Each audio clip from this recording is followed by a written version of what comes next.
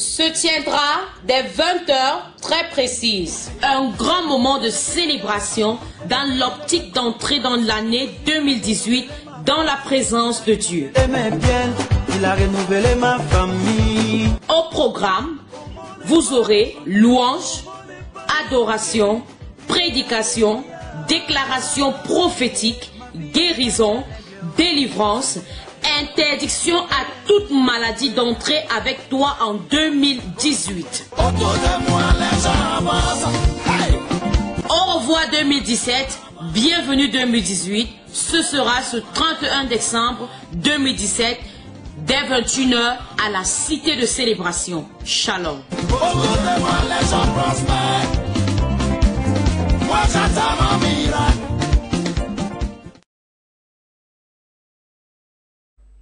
Salut messieurs, salut mesdames, salut mesdemoiselles, salut très chers frères et sœurs en Christ. Nous voici encore pour notre émission Fais-moi voir Jésus. Je vais dire comme ça, je vais reconnaître ceux qui nous regardent depuis l'Angleterre, l'Afrique du Sud, les États-Unis d'Amérique, le Canada, la Belgique, la France, la Côte d'Ivoire, le Cameroun, la ville de Bafoussam via la télévision Living Water Channel. Je veux dire merci à tous nos internautes, tous ceux qui nous suivent sur Facebook, sur YouTube. Que Dieu vous bénisse et que Dieu dispose votre esprit à recevoir encore quelque chose en cet après-midi. Nous avons commencé un thème hier. Genuine faith is the byproduct of God's revelation. Just put it in French because I'm just speaking in French today. Mais ça en français, la vraie foi est un sous-produit de la révélation de Dieu. Je parle d'interprète aujourd'hui. Je crois que Dieu va aider nos téléspectateurs et nos internautes anglophones de comprendre par son esprit ou encore, je disais l'autre jour que la difficulté que nous avons maintenant, c'est que nous, tous nos interprètes sont des personnes, des étudiantes et élèves, et mon épouse aussi qui travaille. Donc c'est pas facile depuis le moment où nous avons commencé à faire cette émission durant dans la journée. Et je disais que peut-être Dieu va nous aider à voir comment on pourra bousculer certaines émissions du soir pour que nous puissions faire le soir. Mais une chose est certaine, on ne pourra plus tenir cette émission de 21 à 22 heures, qui est déjà un petit peu tardif. Mais si Dieu va nous aider avec l'équipe de production pour qu'on voit dans quelle mesure on pourra tenir peut-être dans les jours à venir de 18h30 peut-être à 19h30, je ne sais pas, Dieu va nous aider par rapport aux autres émissions qui sont déjà là programmées. Oui, je disais hier que la vraie foi réside de la révélation. Tant qu'il n'y a pas de révélation, il n'y a pas une foi véritable. Nous allons lire notre Bible dans Matthieu 15, versets 21 à 28. Jésus étant parti de là, se retira dans le territoire de Tyr et de Sidon. Et voici une femme cananéenne qui venait de ces contrées lui cria: aie pitié de moi, Seigneur, fils de David. Ma fille est cruellement tourmentée par le démon. Il ne lui répondit pas un mot. Et ses disciples s'approchèrent et lui dirent avec instance: renvoie-la, car elle crie derrière nous. Il répondit: je n'ai été envoyé qu'aux brebis perdues de la maison d'Israël. Mais elle vint se prosterner devant lui, disant: Seigneur, secours-moi. Il répondit: il n'est pas bien de prendre le pain des enfants et de les jeter aux petits chiens. Oui, Seigneur, dit-elle, mais les petits chiens mangent les miettes qui tombent à la table de leur maître. Alors Jésus lui dit: femme, ta foi est grande, qu'il te soit fait comme tu veux. Et à l'heure même, sa fille fut guérie. Je disais hier que pour mieux comprendre ce texte, pour mieux comprendre cette narration de Matthieu, il faut un petit peu considérer le background de ce texte. La femme-ci, lorsque nous lisons dans Marc chapitre 7, à partir du verset 25, on se rendra compte qu'elle est grecque, habitant la zone syrophénicienne de Tyr et Sidon. Et les Grecs étaient la classe dominante de cette région. Les Grecs étaient la classe élite qui exploitait les pauvres juifs et les pauvres fermiers syriens, prenant la meilleure partie de leur récolte et les laissaient juste avec des miettes. Alors, étant de la classe dominante, peut-être pour mieux comprendre encore ça avec les choses qui se produisent aujourd'hui, on peut voir un petit peu ce que les Occidentaux font dans les pays du tiers-monde, qui viennent dans nos pays africains, prennent nos ressources minières, prennent nos ressources naturelles, vont chez eux et nous laissent juste avec des miettes ou encore portent presque avec le tout et laissent juste quelques portions à nos dirigeants qui se partagent entre eux pendant que la population souffre, et nous avons maintenant nos enfants qui essaient de voyager à travers le désert pour se retrouver en Europe, dans ces pays occidentaux, qui essaient de traverser la Méditerranée pour ne serait-ce qu'avoir les miettes qui tombent de la table des personnes qui sont venues nous vider de nos ressources. Et nous connaissons tout ce qui se passe, des personnes qui meurent dans la Méditerranée, des personnes qui meurent de soif au désert, des personnes qui deviennent l'objet de prostitution de la main des passeurs, les personnes qui deviennent des esclaves. Nous sommes vendus aujourd'hui aux enchères en plein 21e siècle. Et la conséquence c'est quoi? C'est parce qu'il y a toujours des races qui se passent pour des races dominantes et exploitent les autres races. Personne n'a décidé dans quel continent naître, personne n'a décidé de quelle race, de la couleur de sa peau. Et je crois que la situation de la femme cananéenne va un petit peu nous interpeller cet après-midi, parce que étant de la classe dominante, étant de la classe qui exploitait les autres pour vivre pendant que les autres mouraient de faim, elle va se retrouver dans une difficulté où elle va se retrouver en train de demander, en train de supplier des personnes dont elle considère comme les parias de la société. On va la voir derrière Jésus en train de supplier Jésus, qui est un juif, de pouvoir prêter attention à son enfant qui était cruellement tourmenté par les démons. Mais la chose intéressante aussi dans cette histoire avec cette femme, c'est qu'elle elle a la révélation de Christ, la révélation de la personne de Jésus, c'est que les disciples ou bien les juifs n'avaient pas. Elle va appeler Jésus-Christ fils de David, aie pitié de moi. En d'autres mots, elle est transportée, ou bien la révélation va la transporter au ciel pour qu'elle voie en Jésus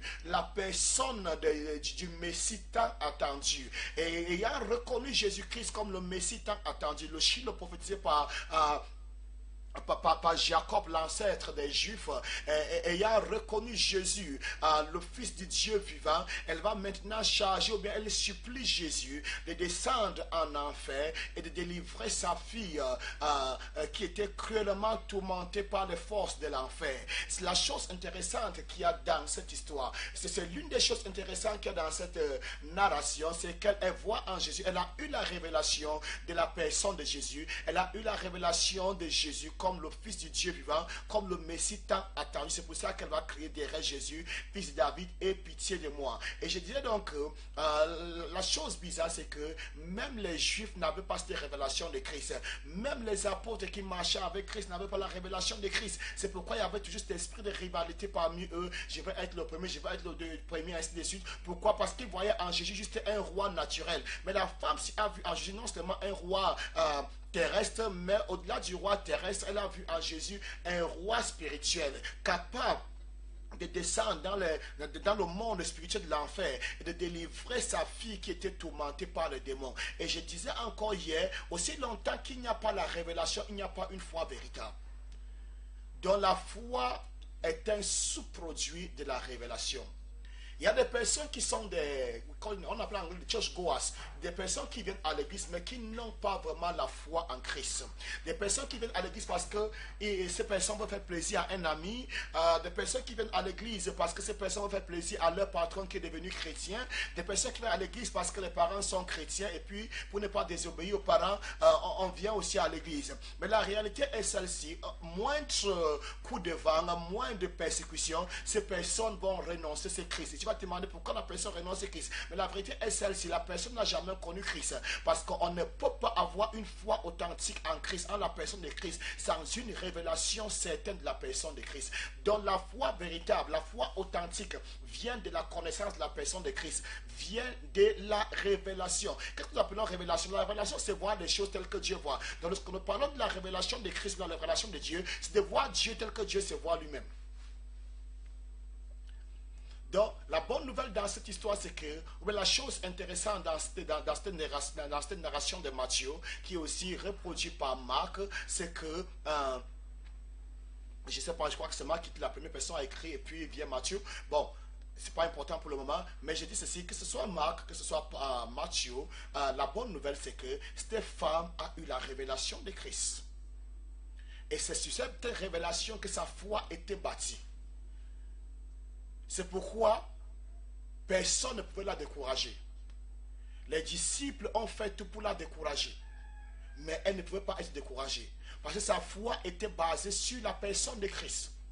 Lorsque vous avez une foi qui est basée sur une amitié quelconque, sur une connaissance quelconque qui n'est pas la connaissance de Christ, alors c'est difficile parce que le jour où cette personne vous offense, alors vous allez rentrer dans le monde. Lorsque vous venez à l'église, peut-être pour faire plaisir au pasteur, le jour que le pasteur va vous parler mal, vous allez quitter l'église. Mais lorsque votre foi est basée sur la personne de Christ, c'est cette foi dont personne ne peut décourager. C'est cette foi dont personne ne peut se moquer d'elle. C'est cette foi dont personne ne peut faire de ça un sujet de moquerie et puis ça vous décourage. Lorsque votre foi est basée sur la personne de Christ, lorsque votre foi est née de la révélation de la personne de Christ, personne ne peut vous enlever de l'église. Personne ne peut vous décourager. Voyez un petit peu la femme-ci, la femme cananéenne, la femme grecque.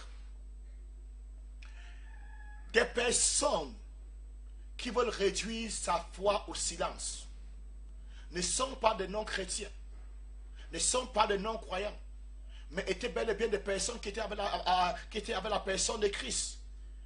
Ce n'étaient même pas juste des disciples ordinaires, mais ces personnes étaient des apôtres, des personnes qui vivaient avec Christ jour et nuit, des personnes qui étaient dans l'entourage de Christ. Voilà des personnes qui essaient de réduire au silence la foi de cette femme. Mais ces personnes étaient incapables. J'ai dit bien tantôt que toute foi qui est née de la révélation de Christ, qui est née de la connaissance de la personne de Christ, personne ne peut réduire cette foi au silence. Personne ne peut décourager une telle foi. Personne ne peut se moquer d'une telle foi. Personne par ses cris, personne par ses cris, ou bien par ses, je ne sais pas comment expliquer, par quoi que ce soit ne peut décourager une telle foi. Pourquoi? Parce qu'elle trouve sa racine dans la personne de Christ. Nous avons aujourd'hui dans nos églises des personnes qui ne sont plus à l'église, tout simplement parce qu'un frère plutôt dit, ou bien une sœur les a offensés. Pourquoi ce frère les a offensés? La personne est partie. Parce que leur foi était une foi qui était basée sur un certain nombre de choses, en dessous de la personne de Christ. Mais une foi qui est basée sur la personne de Christ, qui est née de la révélation de la personne de Christ, personne ne peut offenser une telle foi. Oh, mais c'est pourquoi je n'ai plus à l'église. Non, je ne peux pas supporter la manière que telle seule m'a parlé l'autre jour. Mais vraiment, si on est à l'église, on ne fait pas que les gens nous pensent, ainsi de suite. Oui, je te comprends très bien. Parce que tu n'étais pas là à cause de la personne de Christ. Parce que ce n'est pas la personne de Christ qui t'a attiré à l'église. Mais si Christ t'attire à l'église, ta foi ne peut pas être offensée.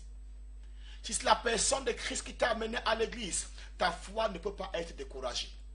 Oui. Je disais encore hier, il existe une foi dont personne ne peut offenser. Il existe une foi dont personne ne peut décourager. Il existe une foi dont personne ne peut réduire au silence. Et ce genre de foi naît, émane de la révélation de la personne de Christ. La femme syrophénicienne, cette femme grecque, a eu la révélation messianique de la personne de Christ. C'est pourquoi elle pouvait crier, Fils de David, aie pitié de moi. L'une des choses encore dans ce texte, c'est que, étant de la classe dominante, étant de la race élite, à cause de la révélation qu'elle a eue sur la personne de Christ, elle doit descendre plus bas que les gens qu'elle persécutait, que les gens qu'elle considère comme les sous-hommes, que les gens qu'elle considère comme les parents de la société. Elle doit descendre plus bas. Et quand on regarde des personnes encore qui vivent sous le manteau de l'orgueil, sous le manteau de la jalousie, en considérant ce texte, on peut tout simplement dire que ces personnes n'ont pas encore eu la révélation de Christ. Peu importe combien de fois l'onction coule quand ces personnes prêchent. Vous savez, l'onction c'est quoi? Le don de Dieu c'est quoi? Il s'agit d'un don. Un don c'est quoi? C'est une faveur imméritée. Tu peux beau prêcher prêcher sans avoir une connaissance réelle de la personne de Christ. Tu peux manifester la guérison, la délivrance sans avoir une réelle connaissance de la personne de Christ. Mais l'une des choses qui caractérise des personnes qui ont connu Christ, c'est l'humilité. Même si Dieu vous donne un avion aujourd'hui ou bien des avions, faites de vous milliardaires. Si votre connaissance, si votre foi, si votre vie religieuse, si votre vie ecclésiastique est née de la connaissance de la personne de Christ, est née de la révélation de Christ, alors l'humilité ne sera pas un problème pour vous.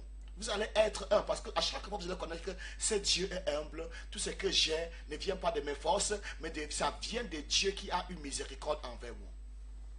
J'étais un voyou. J'étais un fumeur de chanvre, j'étais prostitué, j'étais un bandit de grand chemin, je n'étais pas à l'école, mais ce Dieu a eu pitié de moi et descendu dans mon ghetto, et descendu dans la rue où je me prostituais, et descendu dans mon ghetto, et descendu dans la rue où je me prostituais, et descendu dans cette boîte de nuit, a eu miséricorde envers moi, et m'a fait sortir de là, et aujourd'hui je peux être habillé en veste, aujourd'hui je peux être habillé avec une robe de 300 000, de 400 000, de 500 000, vraiment ce n'est que par grâce, je ne suis pas mieux que des personnes dans le milieu dans lequel ce Dieu m'a retiré. Il m'a retiré parce qu'il a eu pitié envers moi. Quand vous avez une telle connaissance, l'humilité, l'esprit de jalousie, l'esprit de rivalité ne sera pas votre portion.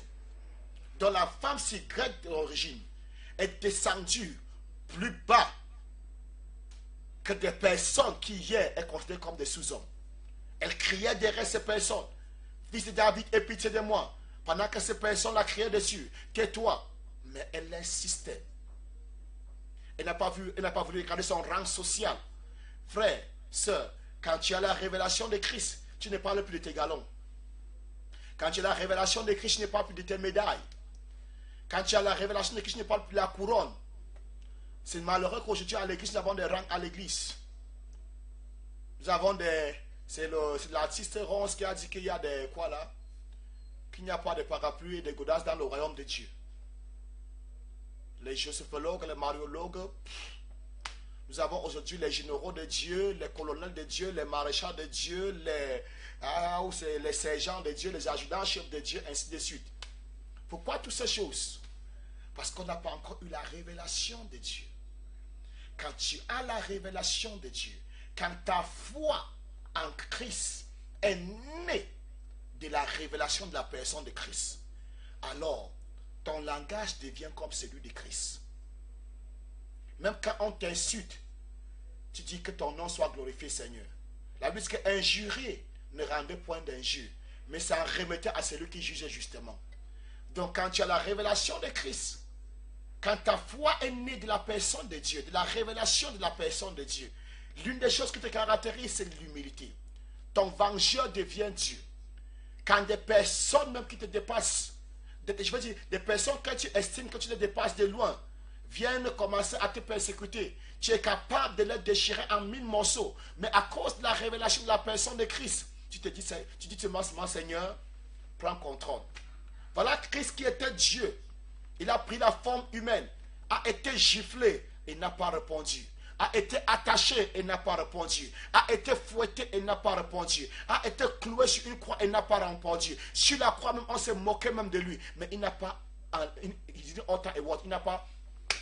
n'a pas sorti un seul mot à l'endroit de ceux-là qui le persécutaient. Tout au contraire, il a dit, Seigneur, aie pitié d'eux, car ils ne savent pas ce qu'ils font. Mais aujourd'hui, nous avons des pasteurs qui giflent des personnes. On va parler des pasteurs qui frappent sur des fidèles, qui chicotent des fidèles parce que les fidèles les ont manqué le respect. Où est ton vengeur? Où est ton Dieu? Non, ce n'est pas de ta faute, j'ai bien compris ce soir, cet après-midi. Le problème est tout simplement que tu es devenu pasteur sans, ou bien ta foi qui t'a amené à l'église n'est pas née de la révélation de la personne de Christ. Quand ta foi émane, quand ta foi résulte de la personne de Christ, tu peux subir les pires humiliations à cause de la personne de Christ. Quand vous rencontrez un frère, quand vous rencontrez une soeur dont la foi est née de la révélation de Christ, la chose qui caractérise ces personnes, c'est l'humilité. Tu n'entendais pas de pareilles choses sortir de la bouche de telles personnes. Tu connais à qui tu as fait. Écoutez-moi bien, je ne suis pas votre égal. Hein. Vraiment, l'onction que Dieu m'a donnée, je ne suis pas n'importe qui. Non. I don't just blame you. Je ne vous blâme pas. Je ne te blâme pas. Je comprends là où tu viens. mais je veux te relocaliser dans le meilleur endroit. Demande à Dieu d'accorder un esprit de sagesse et de révélation dans sa connaissance. Si tu arrives à avoir la révélation de Dieu, l'humilité va te caractériser. Tu ne donneras plus les galons, grand prophète. Je crois qu'on dit quoi? Major one. Excuse-moi, je n'ai rien contre qui que ce soit.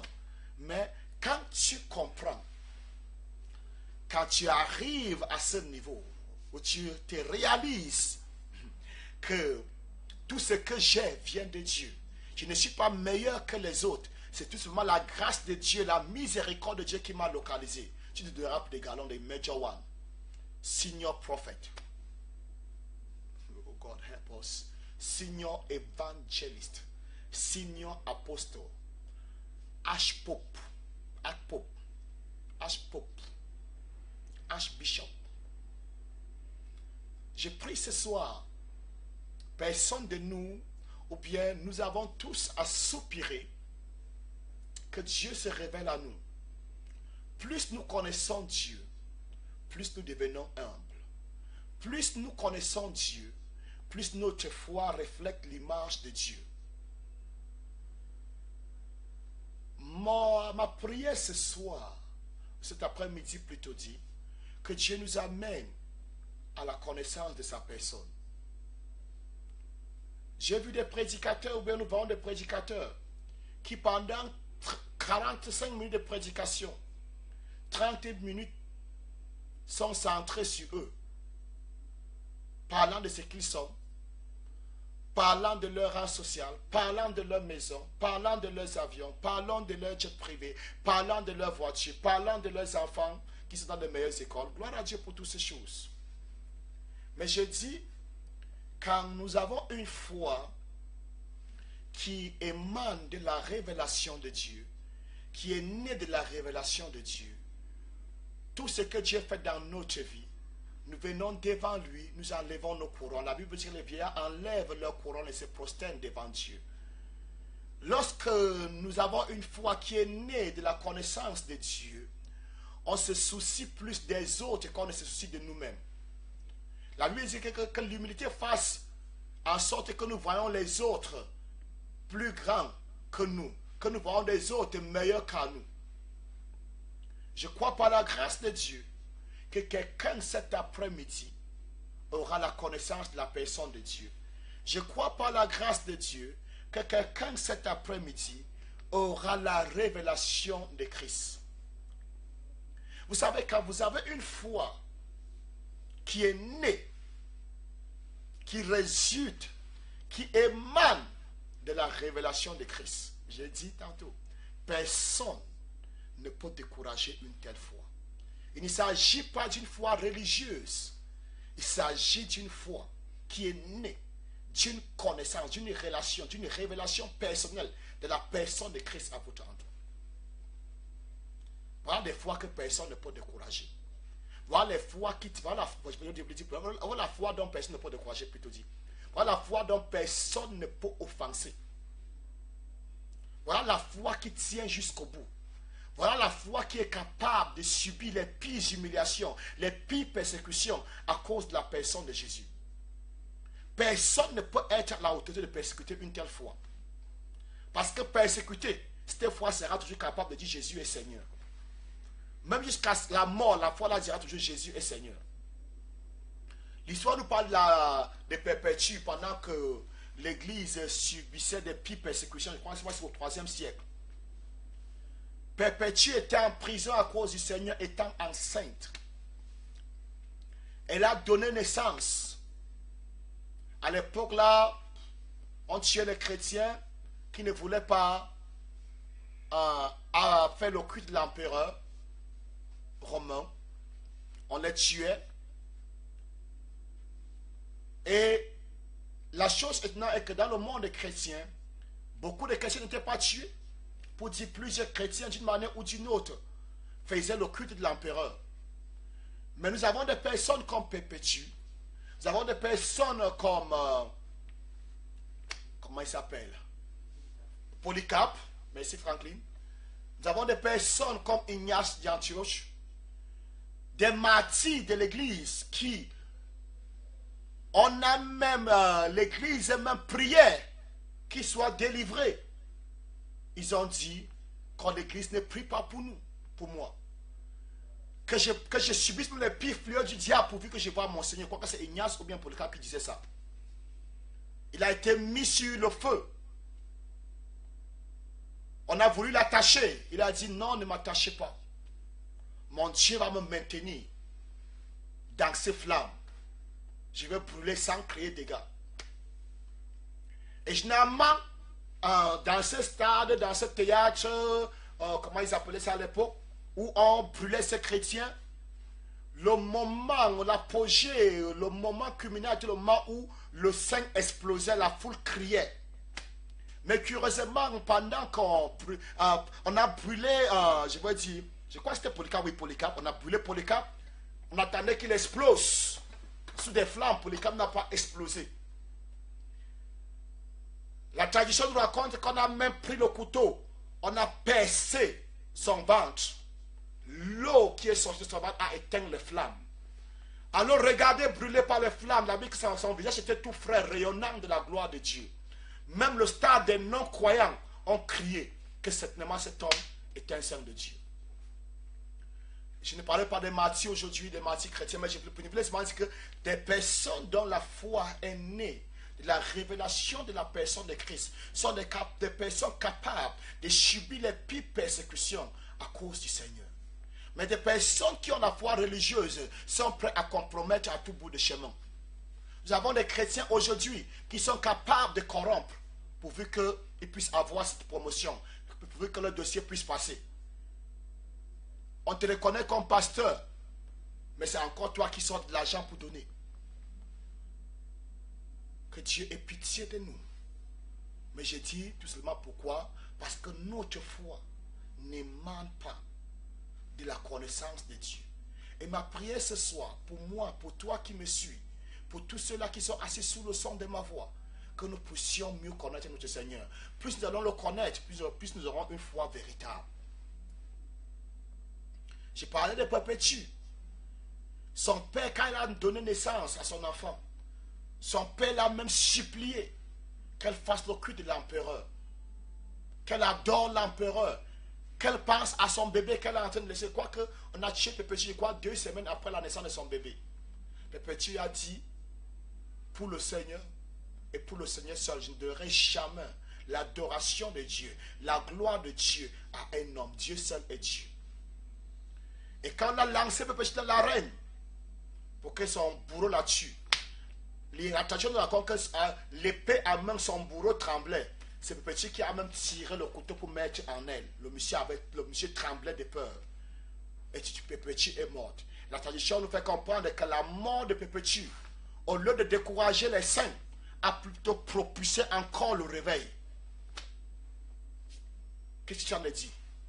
Ayons une foi qui n'est pas née de la religion, qui n'est pas née d'une relation quelconque en dehors de la personne de Dieu, qui n'est pas née parce que nous voulons faire plaisir à quelqu'un pour faire plaisir à quelqu'un pour aller à l'église, mais ayons une foi qui est née de la connaissance. Ma prière cet après-midi est que quelqu'un puisse avoir la révélation de Christ et que quelqu'un puisse avoir la connaissance de la personne de Christ. Voilà le cri de mon cœur. Que Dieu nous inonde de sa personne. Seigneur, révèle-toi davantage à nous. Il peut y avoir des hauts et des bas. Il peut y avoir des moments de tiédeur. Mais lorsque la foi là est née, lorsque la foi là est produite par la révélation, on finit toujours par se retrouver. On finit toujours par reconnaître des moments de rafraîchissement. On peut tituber, on peut faire des faux pas, mais aussi longtemps que la foi là, votre foi est née de la révélation, vous finirez toujours par vous retrouver. Écoute-moi bien, j'ai souvent entendu dire, le chrétien peut perdre son salut. C'est pas trop. Mais je sais une chose, le chrétien n'est pas celui qui va à l'église. Le chrétien est celui qui a connu la révélation de Christ. Et toute personne qui a connu la révélation de Christ ne peut jamais se retrouver dans le monde. C'est pour ça que je peux le dire haut et fort, que le chrétien ne perd pas son salut. Peut-être faut-il que nous fassions la part des choses. Être à l'église et avoir la connaissance de Christ sont deux choses différentes. La personne qui a la connaissance de Christ, c'est véritablement celui-là, quand on le regarde, on sait que celui-ci, il fait comme Christ. Une telle personne ne peut jamais rétrograder. Je vais le répéter encore. En effet, le mot rétrograde n'est même pas chrétien. Quand Dieu reproche l'église, il parle de la tiédeur, il ne parle pas de rétrograde. Il parle de l'esprit de tiédeur. Le chrétien peut devenir tiède. Le chrétien peut devenir même froid, comme le cas de l'église d'Éphèse, avant la venue de Paul. Mais, aller jusqu'à dire que quelqu'un a cru et il est rentré dans le monde, non, ça n'a pas de sens. Quelqu'un peut croire et devenir tiède. Quelqu'un peut croire et devenir froid et faire même certaines choses que les mondains font. Mais ce qui est sûr, un jour ou l'autre, la flamme là reviendra toujours. Pourquoi? Parce que la flamme là émane de la révélation de Dieu. La foi que cet homme a eue pour se retrouver dans l'église émane de la révélation de Dieu. Et Washmané disait encore, dans l'un de ses livres, je crois que c'est l'homme spirituel, je ne sais pas quel livre j'ai lisé de Washmané, il disait que il y a des personnes à l'église qui n'ont pas eu cette révélation, qui n'ont pas la connaissance de Dieu. Il dit, peu importe combien de fois ces personnes pleurent devant Dieu pendant la prière, peu importe combien de fois ces personnes sont zélées, peu importe combien de fois ces personnes parlent en langue, Washmané fait comprendre que notre âme a la capacité de parler en langue, sans que cela vienne de l'esprit. Notre âme est capable de manifester le zèle, de nettoyer l'église, de chanter, de faire des choses. Mais aussi longtemps que cette foi ne vient pas de l'esprit, de la révélation de Dieu. Il dit même 10 ans dans l'église, la personne va se retrouver dans le monde. C'est pourquoi Saint Jean, dans 1 Jean dit qu'ils étaient au milieu de nous, mais ils n'étaient pas des nôtres. Que car s'ils avaient été les nôtres, ils seraient restés. Donc les personnes qui sont rentrées dans le monde et ne sont plus à jamais revenus jusqu'à mourir dans le monde, nous disons, ils étaient parmi nous, mais ils n'étaient pas des nôtres. Ils étaient à l'église, ils chantaient à la chorale, ils payaient la dîme plus que tout le monde, ils ont même construit des chapelles, ils ont acheté des belles voitures pour donner aux pasteurs, mais n'étaient pas des nôtres. Ce n'est pas moi qui le dis, c'est Saint Jean qui le dit dans 1 Jean. Car s'ils avaient été les nôtres, ils seraient restés. S'ils avaient été les nôtres, ils seraient restés. Pourquoi ils seraient restés? Parce que la foi qui naît de la révélation de Dieu ne peut jamais être découragée. La foi qui naît de la révélation de Dieu ne peut pas être offensée. La foi qui naît de la révélation de Dieu ne peut jamais être réduite au silence. Oh, je ne viens plus à l'église parce qu'on m'a mal parlé. Ah, ton petit copain t'a mal parlé combien de fois? Pourquoi tu es resté avec lui? Ton mari t'a poussé à l'extérieur combien de fois? Et tu es toujours rentré. Tu as même appelé des personnes pour que la personne vienne te supplier. Pourquoi je ne t'ai pas dit, ah, je m'en vais? 2, 3 copains t'ont abandonné. Mais tu as allé chercher le 4e, le 5e, le 6e. Pourquoi tu tiens tellement à cela? Et à l'église, oh non, le pasteur m'a mal parlé. Je ne viens plus dans cette église. Mais il se prend même pour qui celui-là? Ah, ton copain t'avait parlé 1000 fois plus que cela. Pourquoi tu n'as pas quitté ton copain? Il a même dit à haute voix au carrefour que c'est elle qui court derrière moi. Ça t'a fait honte, mais néanmoins je supporte, tu es toujours là. Mais à l'église, moindre occasion de chute, moindre trouble. Ah non, non, non, non, je ne suis plus là. Mais il se prend pour qui celui-là? Je te comprends, mon frère, je te comprends, ma soeur. Où est le problème? C'est que tu n'as pas eu la révélation de Christ. Mais ma prière cet après-midi pour toi, c'est que tu aies cette révélation. Si tu as la révélation, écoute-moi, ça ne suffit pas d'être à l'église. Je crois même nous, pasteurs, nous, apôtres, nous, les hommes de Dieu, on doit constamment faire l'appel à l'église. Parce que beaucoup des nôtres ne sont pas encore les nôtres. Il faut le faire. Je crois que chaque dimanche même, il Il faudrait qu'après avoir prêché, qu'on fasse l'appel en disant, si tu es ici, tu n'es pas encore convaincu que tu as la révélation de Dieu, que tu es dans cette maison, dans cette église, pas parce qu'un homme t'a fait venir, pas parce que tu veux faire plaisir à un homme ou à une femme. Si tu es dans cette église parce que Dieu est dans ton cœur, c'est bon. Mais si tu es dans cette église parce que quelqu'un te pousse à être là, c'est le temps de t'approcher à l'autel et de dire, Seigneur Jésus, moi-même là, je veux t'accepter, je veux commencer à être dans ce lieu, pas à cause d'un homme, mais à cause de toi. Parce que voilà de telles fois qui peuvent tenir jusqu'au bout.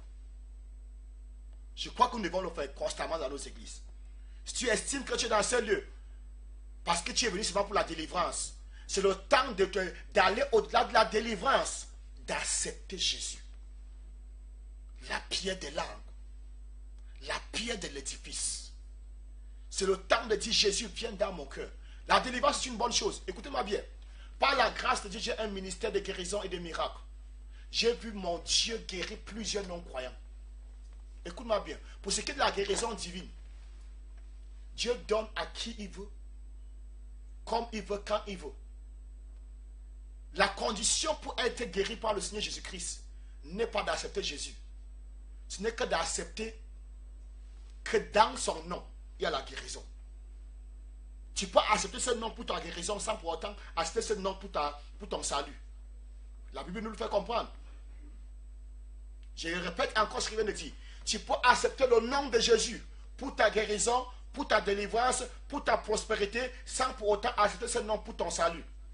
Nous avons des personnes dans nos églises que le nom de Jésus les a ouvert les portes. Nous avons des personnes dans nos églises que le nom de Jésus les a guéris. Nous avons des personnes dans nos églises que le nom de Jésus les a délivrés. Mais ces personnes n'ont pas accepté ce nom pour leur salut. C'est dans la Bible. 10 lépreux sont venus à Jésus. Ils ont dit à Jésus, aie pitié de nous. Jésus a dit, croyez-vous que je peux le faire? Ils ont dit oui. Jésus a dit, allez vous monter au temple. La Bible dit que pendant qu'ils partaient, ces 10 personnes ont été guéries. Mais parmi les 10 qui ont été guéris, seule une seule personne est rentrée, un Samaritain, pour rendre grâce à Dieu. Les 9 sont partis. Et Jésus a dit, où sont les 10 qui ont été guéris? Pourquoi c'est seulement ce Samaritain, cet étranger qui est venu rendre grâce à Dieu? En d'autres mots, pendant la prière, parmi ces 10 personnes, l'autre voulait la guérir, voulait être purifié de sa lèpre. Non seulement voulait être purifié de sa lèpre, il aimait ce Jésus, il a accepté ce Jésus comme son Seigneur et Sauveur. Et cette personne a été sauvée. C'est pour ça que Jésus lui a dit, ta foi t'a sauvé. En d'autres mots, les autres tous ont été guéris, mais tous n'ont pas été sauvés. Et nous avons plusieurs exemples dans la Bible où Jésus dit à des personnes, ta foi t'a sauvé. La personne qui a guéri, la femme à la paix de ça a été déjà guérie. Mais vous allez entendre encore Jésus dit, ta foi t'a sauvé. Pourquoi? Parce que, outre sa guérison, sa foi en Jésus, là aussi donné la guérison, là aussi donné le salut. Lui a donné le salut plutôt dit. Amen. Pourquoi? Je dis donc que dans nos églises, nous avons des personnes dont le nom de Jésus les a délivrés, les a guéris, les a accordé la prospérité, a guéri leur mariage, mais toutefois, ces personnes n'ont jamais accepté ce nom pour leur salut. Elles ont accepté ce nom pour leur délivrance. Elles ont accepté ce nom pour restaurer leur mariage. Pour que ce nom restaure le mariage et bien d'autres choses, sauf pour leur salut. C'est pourquoi nous devons généralement prier, je veux dire, lancer l'appel à salut les dimanches dans nos églises. Pour que des personnes qui ne sont pas encore à l'église à cause de ce Jésus, mais qui sont là à cause de leur miracle, viennent à la connaissance de ce Jésus. Parce que ce n'est que quand tu viens à la connaissance de ce Jésus que ta foi peut être véritable. J'ai dit, j'ai un ministère de guérison par la grâce de Dieu. Dans notre programme de guérison à l'église nationale, nous voyons constamment plus de non-croyants être guéris que des chrétiens même. Ils ont vu Jésus guérir à la télé et ils sont venus aussi au rendez-vous pour que Jésus les guérisse. Jésus les a guéris. Mais ces personnes n'ont aucune connaissance de la personne de Christ. Et parce que ces personnes n'ont aucune connaissance de la personne de Christ, c'est pourquoi après avoir été guéris, on ne les voit plus à l'église. Donc je crois qu'il devient très important que nous, serviteurs de Dieu, nous qui parlions du Seigneur aux autres, il est important que même dans nos congrégations, que généralement, nous puissions lancer l'appel pour le salut. Parce que c'est à ce moment, c'est quand des personnes sont véritablement nées de l'intérieur, nées de la révélation de Christ, que leur foi devient véritable. Et je dis de telle fois, personne ne peut décourager. Et je dis de telle fois, personne ne peut réduire au silence. Je dis une telle fois, personne ne peut offenser une telle fois. On n'entend pas dans leur bouche. Oh, on m'a mal parlé, je ne viens plus à l'église. Oh, on m'a mal dit, je ne viens plus à l'église. Mais des personnes qui ont la foi qui est née de l'intérieur, de la révélation de Dieu, de la perception de la personne de Christ. Ces personnes, peu importe ce qu'on peut les faire, elles disent, ici, là, j'y suis et je reste. Personne ne peut m'enlever de cette église. Je ne suis pas ici à cause d'un homme. Je ne suis même pas ici à cause du pasteur. Je suis ici à cause de Dieu. Et Dieu honore de telle foi. Il a dit, j'honore qui m'honore. Amen, amen. Parce qu'une chose est sûre, mes frères et sœurs, la persécution de l'extérieur n'est rien comparablement à la persécution de l'intérieur. Je veux dire, les pires persécutions qui te feront avoir des insomnies, ce n'est pas les persécutions des non-croyants. C'est les persécutions que tu vas subir à l'intérieur de la maison de Dieu. Je vais me répéter. Les pires persécutions que tu auras à vivre, ça ne viendra pas des gens de l'extérieur. Ça sera les gens. Paul a souffert de la part des soi-disant frères en Christ à l'intérieur de la maison de Dieu. Anne, la Bible dit que Pénine a persécuté Anne, mortifié Anne, pas quand ils étaient dehors, mais quand elle s'est rendue dans la maison de Dieu, là où Pénine a mortifié Anne. Mais par la grâce de Dieu, Anne avait surmonté toutes ces choses. Pourquoi? Sa foi n'était pas basée sur son mari. Sa foi ne s'est pas basée sur ses relations avec les autres. Si on me parle bien, je suis en l'église. Si on me parle mal, je quitte l'église. Non. Sa foi était basée sur Jéhovah. Sur la révélation de Jéhovah. Notre Dieu. Je vais encourager quelqu'un cet après-midi. Qui est-ce que tu regardes à l'église? Oui. Nous devons suivre nos leaders. Mais au-delà de suivre nos leaders, nous avons notre Seigneur. Parce que notre leader est un homme. Il est faillible. Il peut faire un faux pas. Si tu mets tes yeux uniquement sur lui, le jour qu'il fera un faux pas, tu vas dire que Dieu n'est pas Dieu. Mais si tu mets tes yeux sur Dieu, alors le faux pas de ton leader sera un fardeau même pour toi. Tu vas pleurer que l'église est en train de se gâter. Tu vas pleurer devant que l'église est en train de se détruire. Tu vas dire, Seigneur, restons cet homme par qui j'ai été prêché et je me suis retrouvé dans ta maison. Ça ne doit pas devenir pour toi un échappatoire pour que je te retrouve dans le monde. Mais tu vas porter le fardeau de l'église. Quand un frère va mal se comporter, tu n'as pas dit le frère là est comme ça, tu vas dire non, c'est mon fardeau. La Bible dit quand une partie du corps est malade, tout le corps est malade. Les apôtres ont persécuté cette femme, mais ils ont été incapables de réduire la foi de cette femme au silence. Les apôtres l'ont demandé de se taire, mais elle criait toujours et toujours et toujours et toujours. Et pour finir, Jésus va honorer sa foi. Pourquoi? Parce que sa foi était basée sur la personne de Christ. Nous sommes déjà à terme pour le programme de cet après-midi. Je vais t'encourager, lis beaucoup ta Bible. Plus nous lisons notre Bible avec foi, plus nous grandissons dans la révélation de Christ. Plus nous grandissons dans la révélation de Christ, plus nous nous attachons à Dieu, plus nous supportons les offenses, plus nous sommes humbles. Je veux dire à quelqu'un, lis ta Bible. Lis et lis ta Bible. Passe des temps dans la prière. Fais la prière que Paul a fait aux Éphésiens. Papa, je ne cesse de rendre grâce à Dieu pour vous. Je ne cesse de rendre grâce à Dieu pour vous. Je ne cesse de rendre grâce à Dieu pour vous. Faisant de vous sujet de mes prières. faisant mention de vous dans mes prières, afin que le Dieu de Jésus-Christ, le Père des gloires, vous accorde un esprit de sagesse et de révélation dans sa connaissance. La version NIV en anglais dit que, afin que vous puissiez mieux le connaître. Soupirons après lui. Nous avons eu un programme qui est passé, que nous avons annoncé la semaine passée, Rallye des miracles. C'était très très puissant par la grâce de Dieu. Nous avons vu la miséricorde de Dieu. Nous avons vu la grâce de Dieu guérir plusieurs personnes. Il était vraiment difficile de prendre tous les témoignages. Parce qu'il y avait beaucoup de témoignages. Et tout à l'heure, encore avant que je ne vienne au studio, on m'a encore appelé parlant d'une soeur qui était là, qui depuis dimanche jusqu'au jour, jusqu'à l'heure actuelle, est encore sous l'onction. Donc plus de 48 heures, elle est encore sous l'onction. L'onction là se coupe jusqu'à présent. Et je crois qu'il y aura plusieurs cas comme ça. La présence de Dieu était très manifeste, la présence de Dieu était puissante.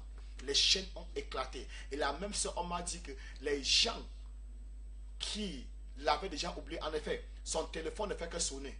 Prends le crédit de tel montant, prends le transfert de tel montant, prends le transfert d'argent de tel montant. Des personnes dont elle ne pouvait pas imaginer que ces personnes puissent penser à elle.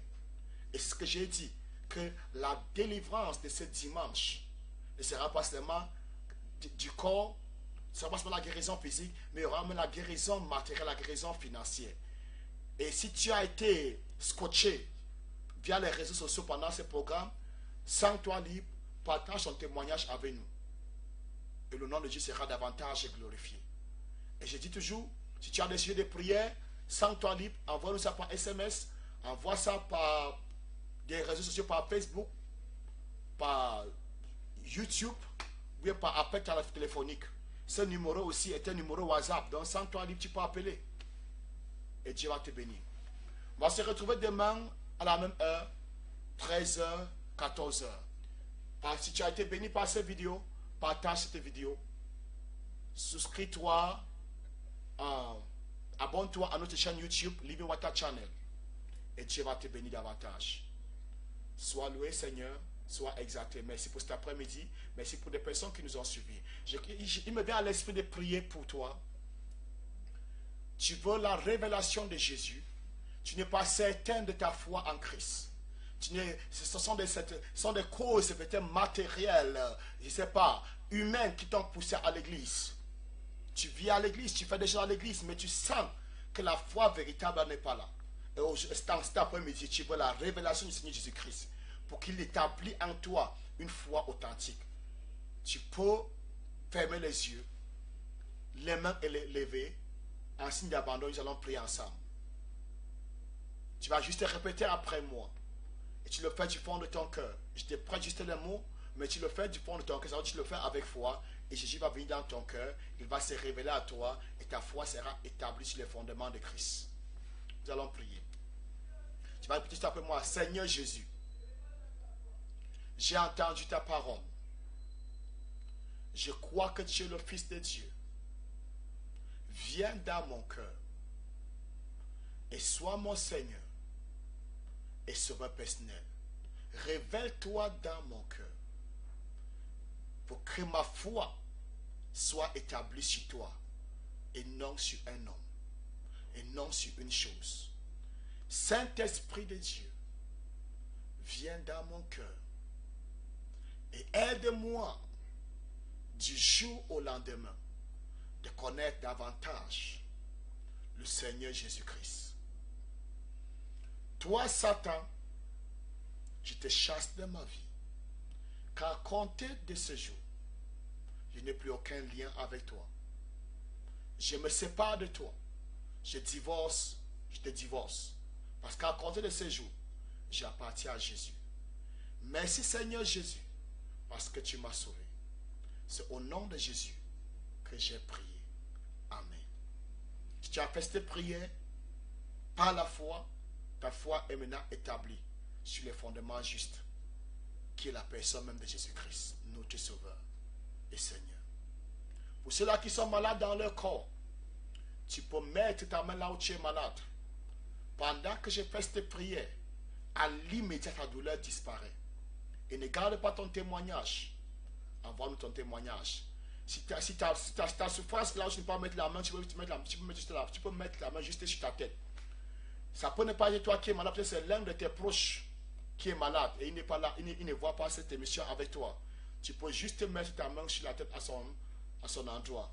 Je vais prier et il sera aussi guéri ou bien elle sera guérie. Père, je déclare la fin de la douleur. Je déclare la fin de la souffrance. Quel qu'en soit le nom de cette maladie.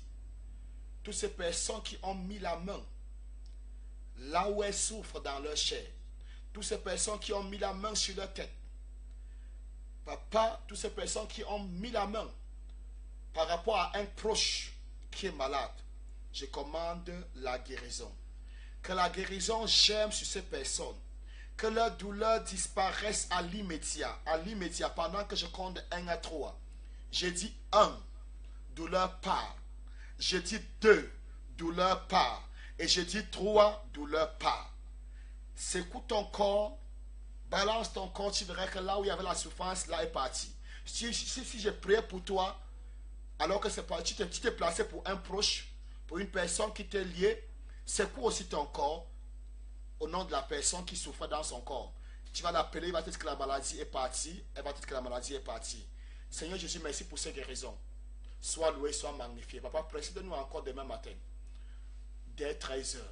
Et je vais encourager, si tu es dans la ville de Bafoussam, nous avons un grand culte de miracles encore demain soir, à partir de 17h jusqu'à 19h. Mais sur les réseaux sociaux, ce culte va commencer de 19h à 20h. Mais si tu es dans la ville, sois là de 17h à 20h. Que Dieu te bénisse pendant que tu viens. Papa, merci pour cet après-midi. Sois loué, mon Seigneur. Au nom de Jésus-Christ de Nazareth. Amen. Ma vie est pareille à l'aigle qui éveille sur sa couvée. Où passeras-tu la nuit de la traversée? Chez Satan, dans les bars, boîtes de nuit, ou chez Dieu, à l'église. Mon conseil pour toi sera de le faire dans la présence de notre Seigneur Jésus-Christ. De ce fait, ce 31 décembre 2017, la cité de célébration, située en face Bonne Fontaine Fomla, se tiendra dès 20h très précises. Un grand moment de